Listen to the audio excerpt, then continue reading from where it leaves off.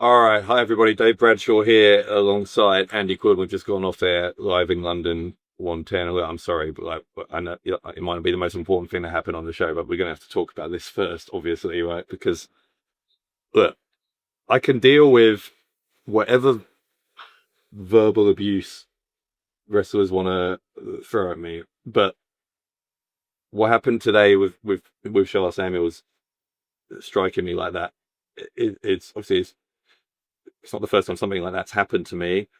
Uh, and with Shah, especially, obviously, there's a real personal element to it, and I can't.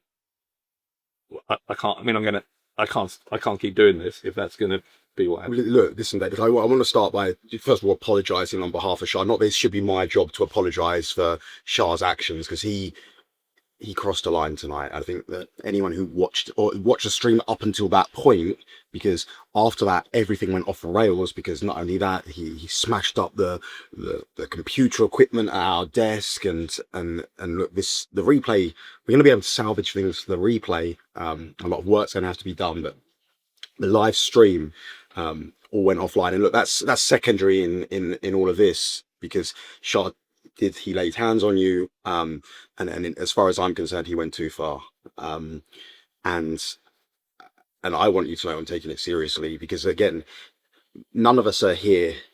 You know, we it's not why we're here. You know, we're not here to be physically involved in all of this stuff. And I, it pains me to do this, Dave. Like that, because obviously I go back with Shah a long time, as much as you do, but actions have consequences, and we're going to have to suspend Sha Samuels as a result of what he did to yourself. Just not on. We need to send a message that this type of action, it won't be tolerated. So we're not going to be seeing Sha Samuels for a little while.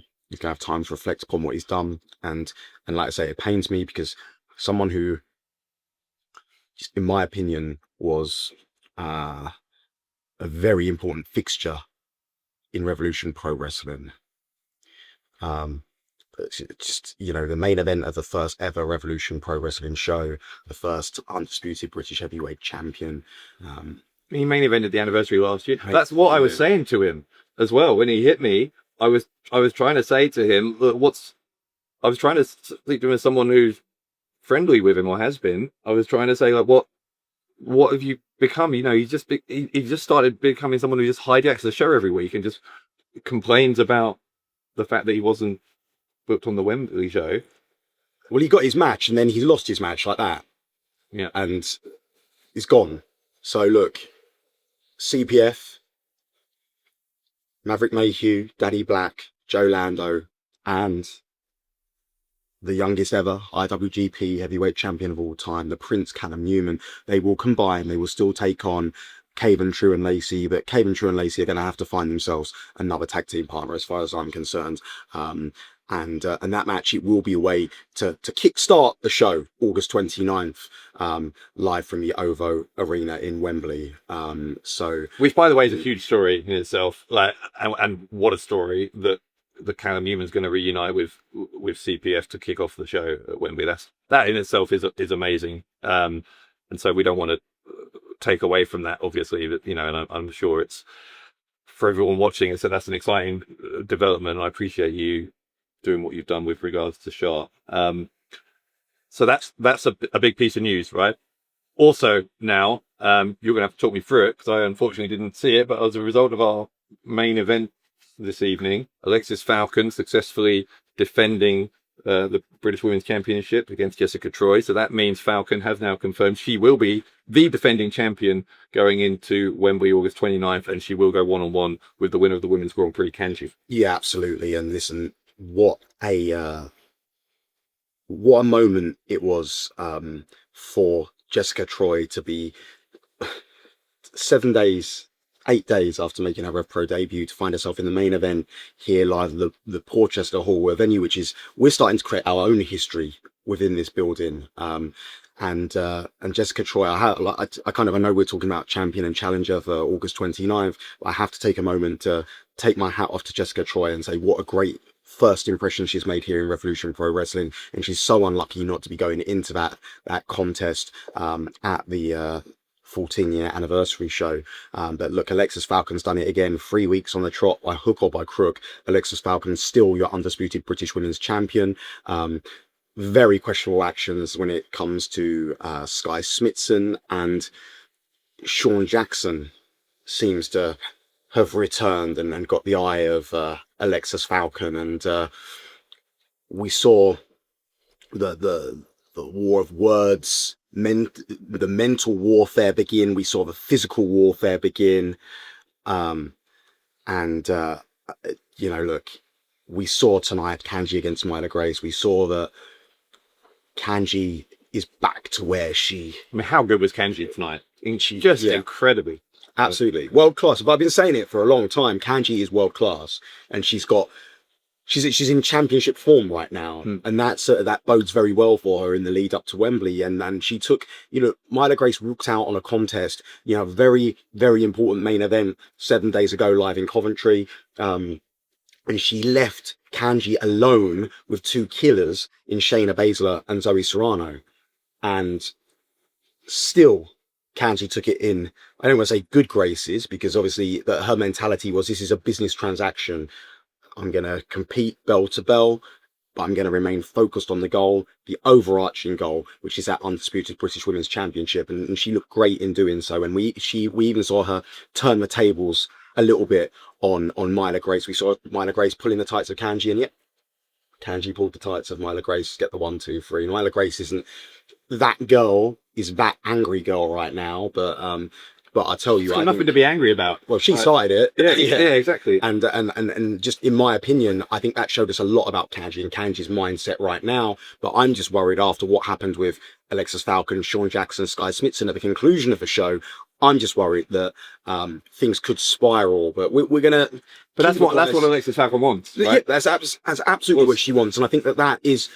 It's sad, isn't it? Because to me, I think she sees that as her best route for victory. But we've seen her against 3 very stylistically different opponents over the last 3 weeks in Holly Barlow, Lucy Sky, and then tonight, Jessica Troy. 3 completely, they couldn't be more different. And she proved why she's the undisputed British Women's Champion. As, like I say, by hook or by crook, still the champion. And this rivalry between Kanji and Alexis Falcon is going to be reignited in the biggest way possible. Undisputed British Women's Championship, August 29th, over Arena Wembley. Now, look, there's other things that happened tonight that also affect not only Wembley, but before that, unfinished business in Cardiff, August 16th. We saw a singles match. It was lately changed to a singles match after travel problems for Leon Slater. So it ended up being Cameron Kai, still technically with the Slater dojo, against Luke Jacobs. Jacobs narrowly got the win. Great match, by the way, I thought, between those two. It turned out, although Kai came to the ring unaccompanied, both Liam Slater and HMD were in the building, as we found out afterwards.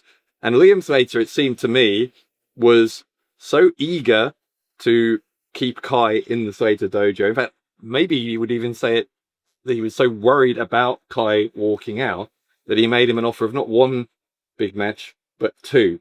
One of them for Wembley, saying there's going to be a scramble match at Wembley, and saying that it's for the #1 contendership for the British heavyweight title, and that Cameron Kai could be in it.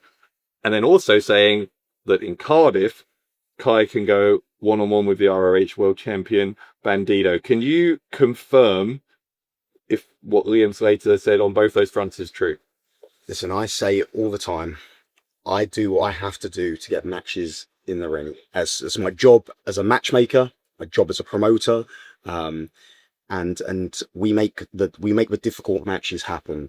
Liam Slater wanted no part of Leon Slater whatsoever after he challenged him into that match, and we went back and forth.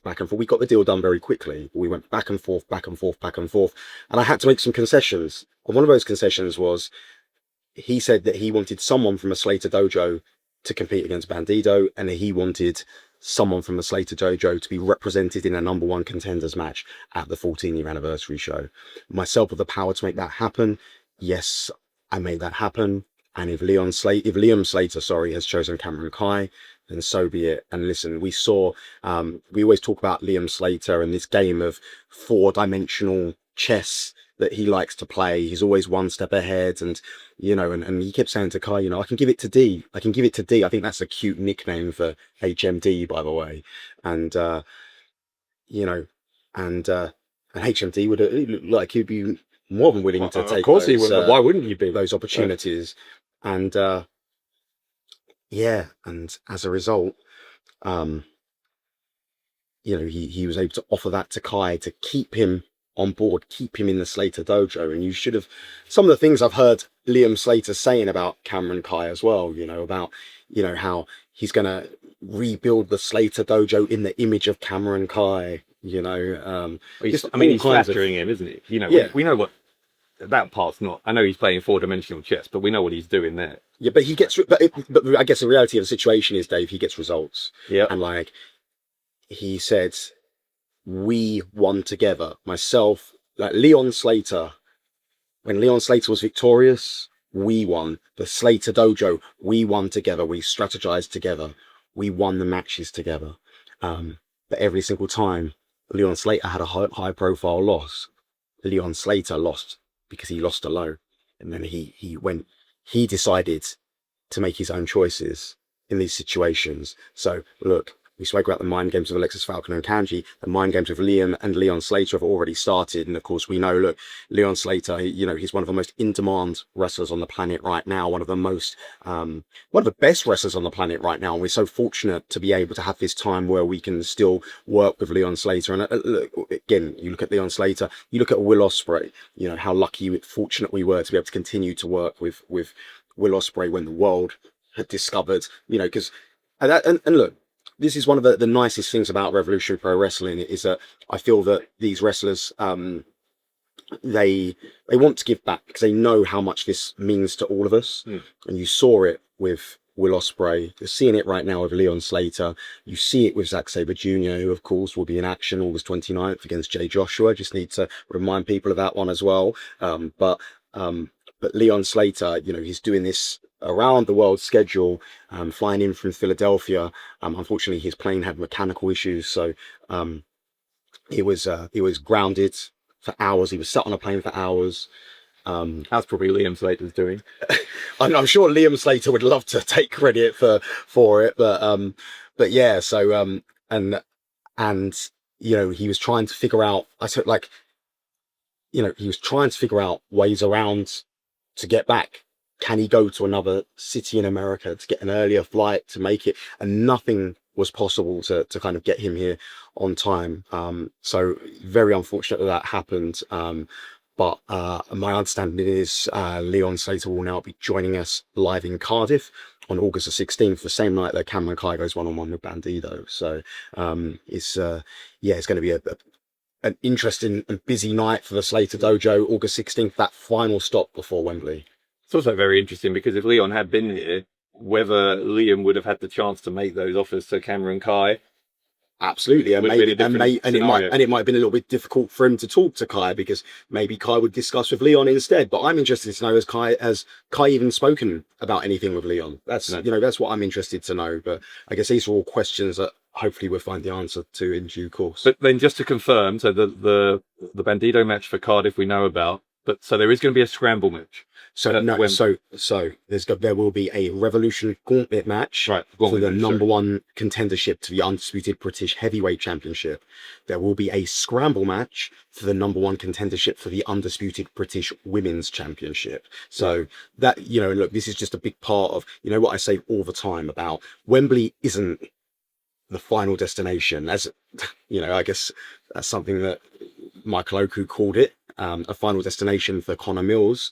But Wembley isn't that final destination. Wembley is a stop on our journey, and we will continue to hopefully grow, evolve, move forward. There's a real commitment from everyone involved, and there's a real excitement from everyone involved. And we want to be walking out of Wembley not wanting to be like, oh, let's pat ourselves on the back and celebrate.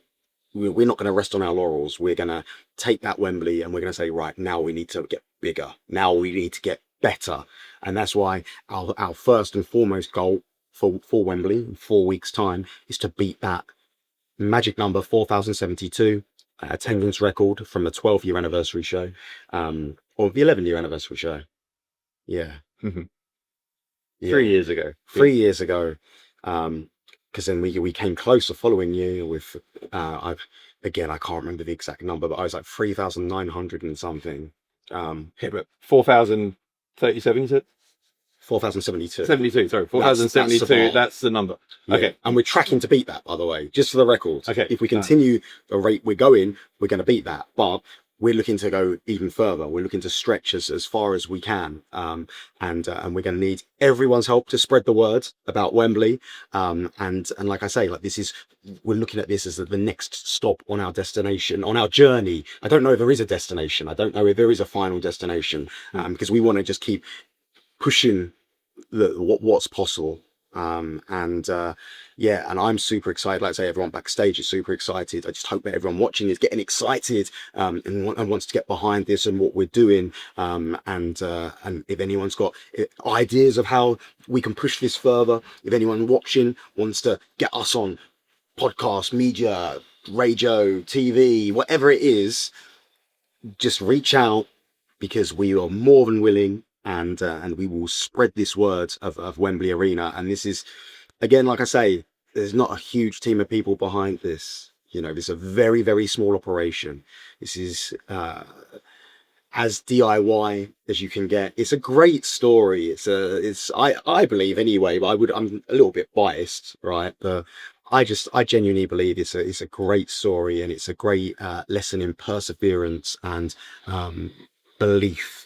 Because we've all got so much belief in what we're doing. And that's why, again, you know, I stress we are trying to spotlight our Revolution Pro Wrestling roster, because we believe in it so much. Now, you mentioned Final Destination, you mentioned Michael Oku and Connor Mills. Let's talk about the night that they had. What a war of words between the two of them. Also, though, I want to talk about it from the perspective of Amira. Because we saw Amira obviously involved in that interaction, the face-to-face between Mills and Oku. Earlier in the night, Oku's music played, and we assumed he was coming down to help Isaac Murray to escape a beating from Top Tier. Amira came down. It almost felt like Amira was expecting that Michael was following her, and then he wasn't there. By the way, I spoke to Amira before the show today, which in itself was an interesting interview, which hopefully we'll be putting up soon. What do you think about where her head is, where Michael's head is, where Connor Mills' head is after that explosive war of words between the two of them tonight? Look, all I can do is say I can't speculate anymore. Look, if you look back at these RevPro recaps and you look back at every moment that's happened between Michael Oku and Connor Mills, and how often we've said they just need to do this and then they'll be fine, and like, it's so much deeper than we've given it any credit for. This is 6 years of history. You know, this is and which goes beyond that as well. And this is something which has torn the lives of Michael Oku, Connor Mills, and indeed Amira apart. And you know, I don't think we can do it justice by trying to speculate how anyone's feeling, because I thought, well, one of the most telling parts about all of this is Michael Oku was saying to Connor Mills, all I want is for you to say, I'm sorry. And really, when you think about that, how easy it is to say those two words, yet how difficult it is. And perhaps if those words were said at some point and there was an acceptance, an accountability, an acknowledgement, then maybe we wouldn't be where we are today. But it just feels like it's gone one step too far, doesn't it? It's like it's the most complicated feud in the world, but also the most simple. Because, like you say, ultimately that's what it boils down to. And look, there's not going to be an I'm sorry. There is going to be a showdown between these two for the 6th time, one-on-one in our main event, August 29th at Wembley. The last thing I want to talk to you about is TK Cooper and David Francisco. Please, let them fight. Come on. Let's just let them tear lumps out of each other. So I have it on good authority that TK Cooper has refused to come to Southampton next week to prove that he's nothing like David Francisco. However, something I also know is that both David Francisco and TK Cooper will be in Cardiff on Sunday, August the 16th. Both have unfinished business with each other. And you see what I'm getting at here, because a show in Cardiff at the Tramshed, August 16th, is going to feature Cameron Kai versus Bandido, Leon Cage versus Jay Joshua. Is also going to feature TK Cooper versus David Francisco. Can you make it like a 15 stages of hell match or something? It'd be amazing. Come on, Dave. I don't want you getting suspended as well. Sorry. Come on. Anyway, I'm getting overexcited. As you said, though, we are in Southampton next week. TK Cooper might not be there, but plenty of others are. Anything you can tell us about next Sunday? Just be excited, friends. Be excited, because we've got 2 stops to go on this road to Wembley. Southampton next week. We then in Cardiff the following Sunday, and then 1 week off, and then the big one, the 14-year anniversary show, live from the OVO Arena, Wembley. And then 1 week later, we're going to be sat back here at the Portchester Hall, and we will know who the undisputed British heavyweight champion is, who the tag team champions are, the cruiserweight champion, the women's champion, every championship defended.